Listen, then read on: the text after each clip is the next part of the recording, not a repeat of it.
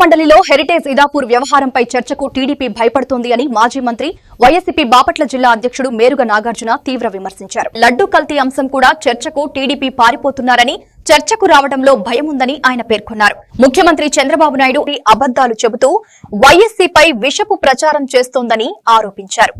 లేవని రిపోర్ట్లో చెబుతా ఉంటే ల్యాబుల ఆధారంగా మీరేమో మీ ముఖ్యమంత్రి గారేమో అబద్దాలు వల్లిస్తున్నారు.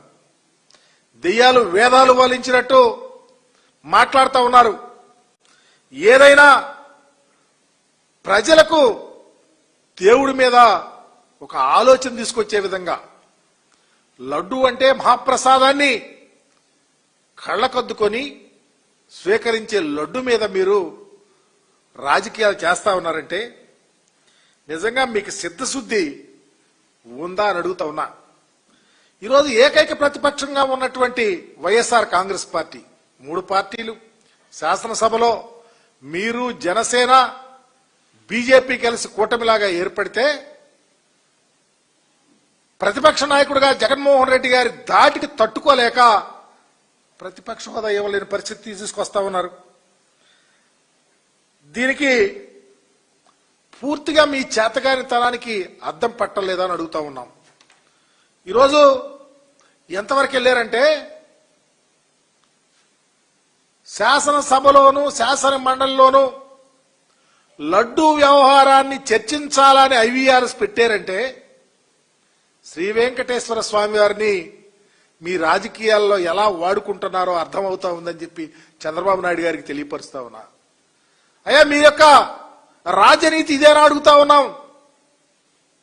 ప్రపంచం దేవదేవుడు ఇలవేల్పు, ఆపద మొక్కులవాడు, వడ్డీ కాసులవాడు, బిడ్డ పేర్లవాడు మహనీయుని ఈ రోజు మీరు రోడ్డు మీదకి తీసుకొచ్చారంటే మీ రాజకీయ చతురత ఈ రాష్ట్ర ప్రజలకు ఏం సమాధానం చెప్తారు చంద్రబాబు గారు అని అడుగుతా ఉన్నా. ఇవి రాజకీయాలతోనేనా దేవుణ్ణి ముడిపెట్టేదని అడుగుతా ఉన్నాం. ఏనాడన్నా ఈ రాష్ట్రంలో ఇలా జరిగిందని అడుగుతా ఉన్నాం.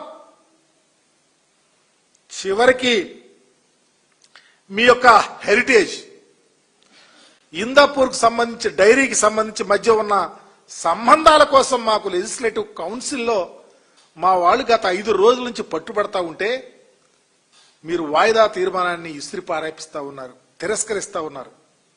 మీ డొల్లతనం బయటపెట్టలేదని అడుగుతా ఉన్నాం. మీ యొక్క చేతగారితనం దాంట్లో అర్థం అవటం లేదా? ఎందుకు చర్చించలేకపోతా ఉన్నారు? ఎందుకు మీకు ఆ దమ్ము లేదు? చర్చించాలి కదా. మీ ఇందాపూర్ డైరీకి సంబంధించి ఆ బ్రాండ్ సోనాయి పేరు మీద హైదరాబాద్ లో కేజీ నెయ్యి 560 రూపాయలకి హైదరాబాద్ లో అమ్ముతుంటే దేవదేవుని దగ్గర మహాప్రసాదానికి ఇచ్చే నెయ్యిని మీరు 658 రూపాయలకి అదే నెయ్యిని అమ్ముతా ఉన్నారంటే దాని మీద ఎందుకు చర్చించలేకపోతా ఉన్నారు? అక్కడ మీరు దొరికిపోయిన దొంగలు కాదా అని అడుగుతా ఉన్నా. నిజమే, హైదరాబాద్ లో 560 రూపాయలేంటి, తిరుపతిలో 658 రూపాయలేంటి? ఇక్కడే తెలుస్తా ఉంది కదా మీ యొక్క రాజనీతి. దేవుని దగ్గర తెలుస్తా ఉంది కదా మీ యొక్క పరిపాలనా సరళి. Not only laddu, entire government లో మీరు చేసే ప్రతి ఒక్క అక్షరం అవినీతి మయం కాదా అని అడుగుతా ఉన్నాం.